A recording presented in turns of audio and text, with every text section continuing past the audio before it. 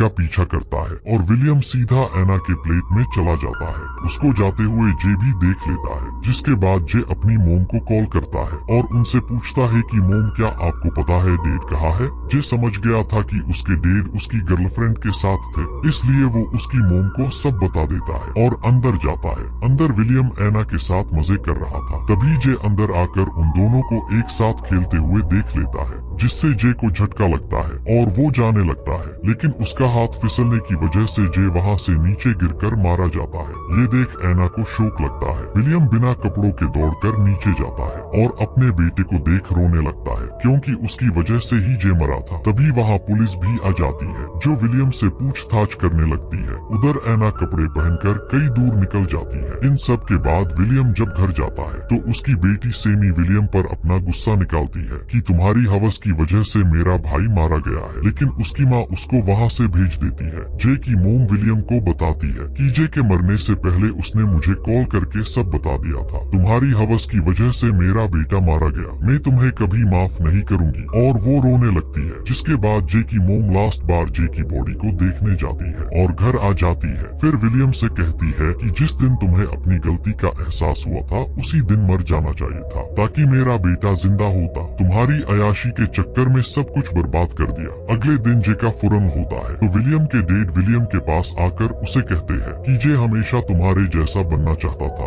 लेकिन अच्छा हुआ वो कभी तुम्हारे जैसा ठरकी नहीं बना। इसके बाद वो सभी जे के फुरन में जाते हैं, लेकिन विलियम वहाँ भी एना को देखता है, लेकिन एना की जगह उसकी माँ फुरन में आई थी। कैसा बाप है ये, इसको अभी भी एना की पड़ी हुई है। फुरन खत्म होने के बाद एना की मोम विलियम से कहती है कि मुझे सच में बहुत बुरा लग रहा है और मुझे पता है तुम्हें कैसा महसूस हो रहा है। मेरे बेटे एस्टन ने भी ऐसा ही किया था। एना की मोम को लगता है कि जे ने सुसाइड किया है, लेकिन विलियम बताता है कि वो सिर्फ एक एक्सीडेंट था। फिर विलियम एना की मोम से पूछता है कि एना कहाँ है, तो एना की मोम बताती है कि मुझे नहीं पता वो कहाँ है, वैसे भी उसकी एक ही आदत है भाग जाने की। ये सुनकर विलियम एना के बारे में सोचने लगता है। तभी उसके पास उसकी वाइफ आकर उससे कहती है कि तुम कितने बड़े हरामी हो, तुम अभी भी एना के बारे में सोच रहे हो, तुम उसी के साथ रहना, अब मुझे तुम्हारी कोई जरूरत नहीं है और ये हमारी आखिरी मुलाकात है। ये सुनकर ठरकी विलियम बिना कुछ बोले वहाँ से निकल जाता है और एना को वॉइस मैसेज छोड़ता है कि तुम कहाँ हो और मुझे बस इतना बता दो कि तुम ठीक हो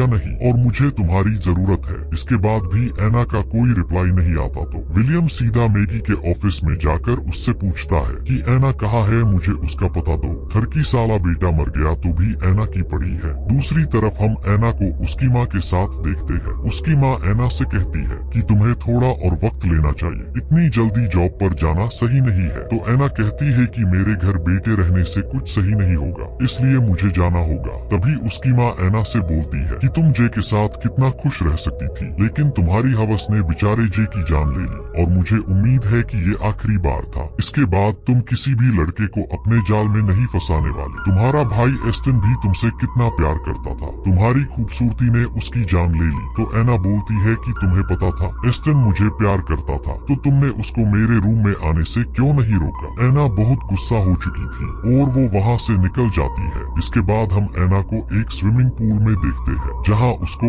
एक लड़का देख रहा होता है। तो एना वहाँ से उस लड़के के पास जाकर बैठ जाती है और वो बातें कर ही रहे होते हैं। तभी उस लड़के की वाइफ वहाँ आ जाती है और एना से पूछती है कि तुम यहाँ किसके साथ हनीमून मनाने आई हो। तो एना बताती है कि वो यहाँ नहीं है, मतलब उसकी डेथ हो चुकी है। तो वो लेडी पूछती है कि वो कैसे मरा। तो एना बताती है कि उसके डेड के साथ मेरा अफेयर चल रहा था, उसने हम दोनों को एक साथ देख लिया और वो घिर कर मर गया। ये कहकर एना वहाँ से निकल जाती है और रात को एना एक पार्टी में जाती है जहाँ एना को खुजली चल रही थी, इसलिए वो एक लड़के के साथ जाकर अपनी खुजली मिटवाने लगती है। लेकिन तभी एना को विलियम के हथौड़े की याद आ जाती है, जिसके बाद वो उस लड़के से अपनी खुजली नहीं मिटवाती और वहाँ से वापस होटल में आ जाती है जहाँ एना को विलियम मिलता है। तो एना उसका हाथ पकड़कर अंदर लेकर जाती है जहाँ विलियम एना को नहलाता है। जिसके बाद एना और विलियम साथ में बैठे होते हैं। तो विलियम एना से घपाघप करने की बोलता है। कैसा ठरकी बाप है, इसको कोई फर्क नहीं पड़ा इसके बेटे की मौत से।